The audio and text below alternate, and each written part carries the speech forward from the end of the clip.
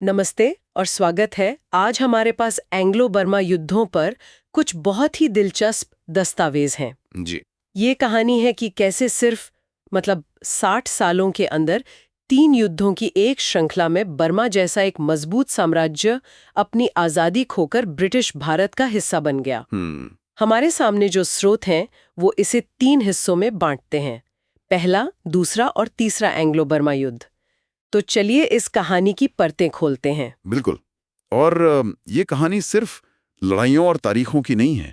ये असल में इस बात की कहानी है कि साम्राज्यवाद कैसे अपनी रणनीति बदलता है। रणनीति बदलता है। हाँ, हम देखेंगे कि कैसे सीमा विवाद से शुरू हुई बात आर्थिक लालच में बदली और फिर वैश्विक शतरंज की बिसात पर एक बड़े खेल का हिस्सा बन गई। बर्मा इस खेल का मैदान था और हर युद्ध पिछले वाले से ज्यादा खतरनाक इरादे लेकर आया। मतलब ये अलग अलग युद्ध नहीं थे? नहीं, ये एक ही प्रक्रिया के 3 चरण थे। तो फिर पहले चरण से शुरू करते हैं। पहला एंग्लो बर्मा युद्ध। हाँ, नहीं रुकी। नहीं, वो चटगांव पर भी हमला करने की तैयारी में थे। और यहाँ पर ब्रिटिश दावा समझना जरूरी है। वो अपने बंगाल प्रेसिडेंसी को लेकर बहुत संवेदनशील थे। इसे आप उस समय ब्रिटिश भारत का पावर सेंटर समझ सकते हैं, सबसे अमीर, सबसे अहम और रणनीतिक रूप से महत्वपूर्ण। बिल्कुल, रणनीतिक रूप से महत्वपूर्ण इलाका। बर्मा का इस इलाके की तरफ बढ़ना उनके लिए एक सीधा खतरा था।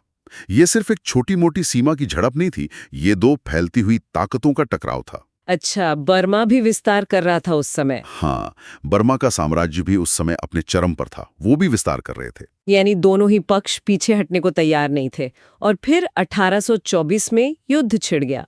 हमारे स्रोत बताते हैं कि अंग्रेजों ने एक बहुत ही सोची समझी रणनीति अपनाई। हाँ, उन्होंने जमीन से लड़ने के बजाय समुद्र का रास्ता चुना और बर्मा के तटीय इलाके अराकान पर एक बड़ा नौसैनिक हमला कर दिया। हाँ, और ये बर्मी सेना के लिए एक बड़ा झटका था।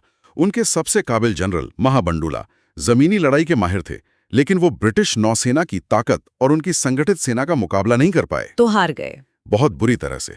नतीजा ये हुआ कि बर्मी सेना की करारी हार हुई, लेकिन लड़ाई से ज्यादा अहम था उसका नतीजा। फरवरी 1826 की यांडाबो की संधि। यानमो की संधि। कठोर शब्द शायद इसके लिए बहुत छोटा है।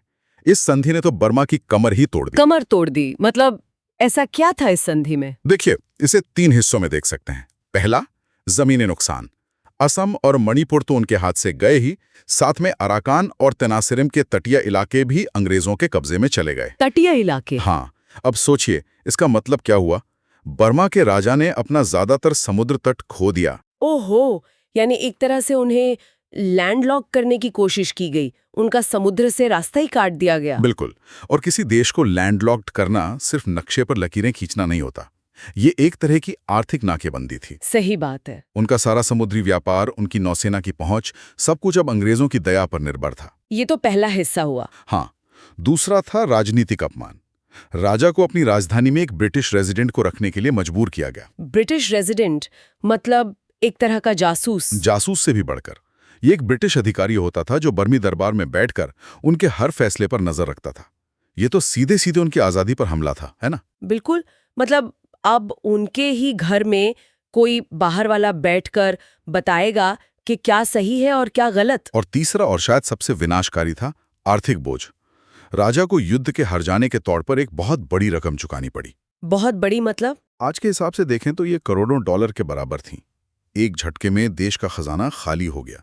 तो पहले युद्ध ने बर्मा को आर्थिक और सामरिक रूप से काफी कमजोर कर दिया, लेकिन इसके बाद लगभग 25 साल तक मामला शांत रहा। लगभग। फिर ऐसा क्या हुआ कि अंग्रेजों को दोबारा हमला करने की जरूरत महसूस हुई?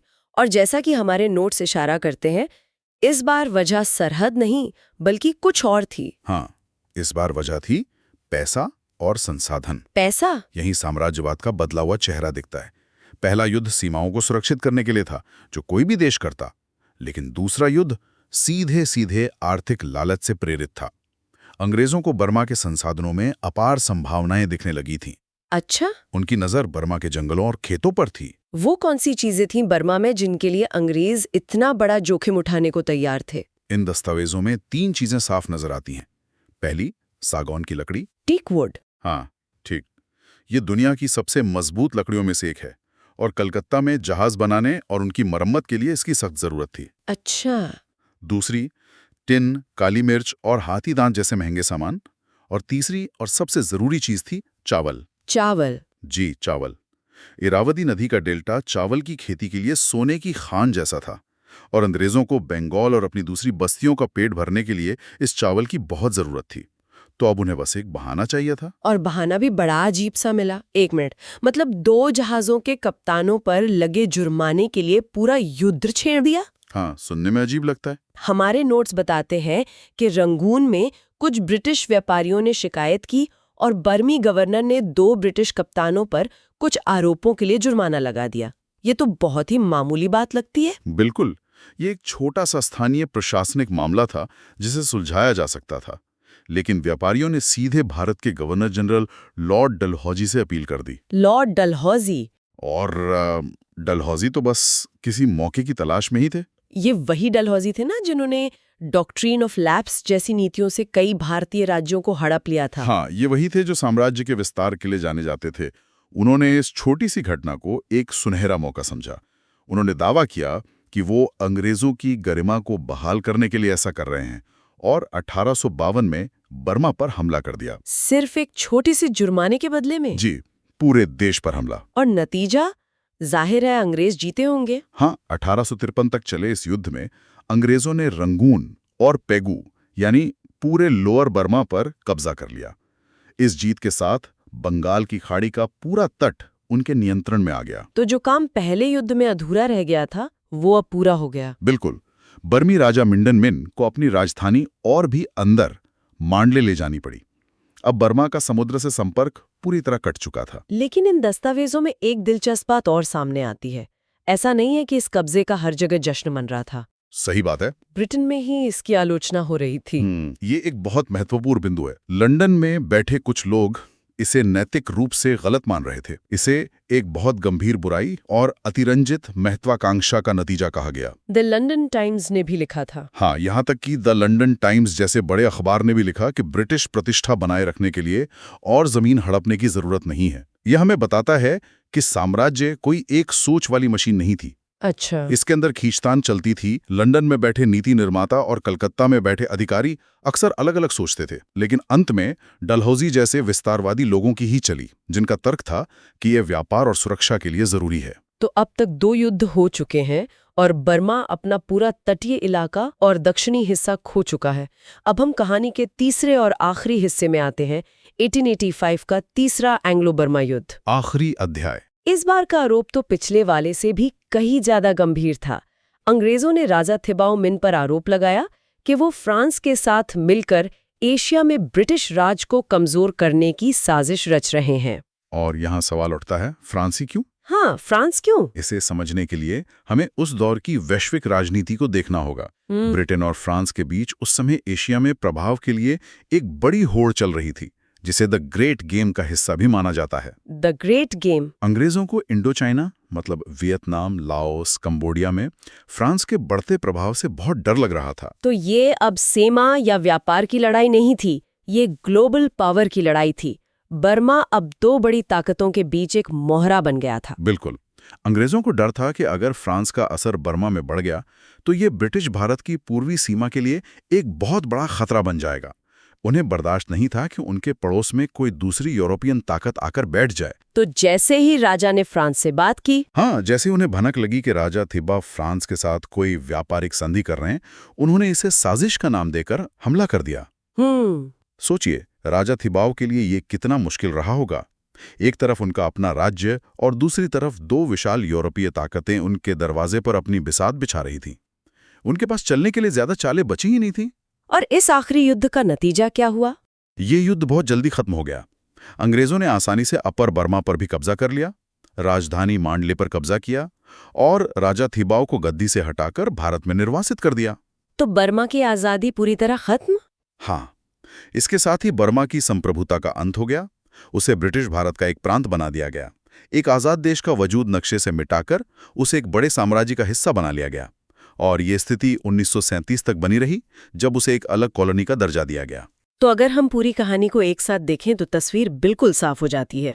पहला युद्ध 1824-26 सीमा विवाद का नतीजा था, जिसके अंत में हुई एंडोबर की संधि ने बर्मा से उसके तटीय इलाके छीन लिए। सही। दूसरा युद्ध 1852-53 आर्थिक लालच का नतीजा था, जिसमें लॉर्ड डलहौजी ने लोअर बर्मा पर कब्जा करके उसके संसाधनों पर नियंत्रण कर लिया। बिल्कुल। और तीसरा युद्ध 1885 भू राजनीतिक डर का नतीजा था, जिसमें फ्रांस के बहाने पूरे बर्मा को ब्रिटिश भारत में मिला लिया गया। बिल्कुल। और जब हम इन तीनों को जोड़ते हैं तो एक पैटर्न उभरता है।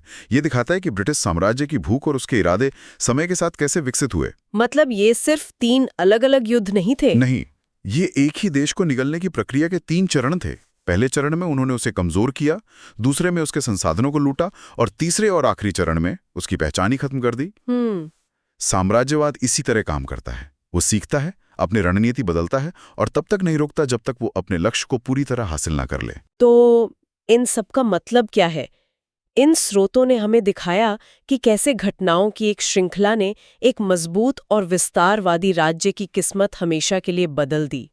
ये साम्राज्यवाद के काम करने के तरीके का एक क्लासिक केस स्टडी है। हाँ, और ये हमें एक बहुत जरूरी सवाल पर सोचने के लिए मजबूर करता है। क्या सवाल? इन सभी दस्तावेजों में हमें ब्रिटिश पक्ष बहुत मजबूती से दिखता है, उनकी चिंताएं, उनके लालच, उनके डर। लेकिन इस पूरी कहानी में एक आवाज गायब है, बर्मा की अपनी आवाज। बर्मा की आवाज? हाँ, उस समय के बर्मी दरबार के रिकॉर्ड में इस ब्रिटिश खतरे के बारे में क्या लिखा होगा? वे इन घटनाओं को कैसे देख रहे थे? क्या उन्होंने अंग्रेजों को सिर्फ एक और क्षेत्रीय दुश्मन समझकर उनकी ताकत को कम आंका, या वे इस वैश्विक शक्ति के असली इरादों को भांप गए थे? ये सोचने वाली बात है। उनके फैसले किन मजबूरियों और वजहों से प्रभावित हो रहे थे? ये एक ऐसा पहलू है जिसके बारे में और खोज की जा सकती है, ताकि हमें सिर्फ आधी नहीं बल्कि पूरी तस्वीर मिल सके।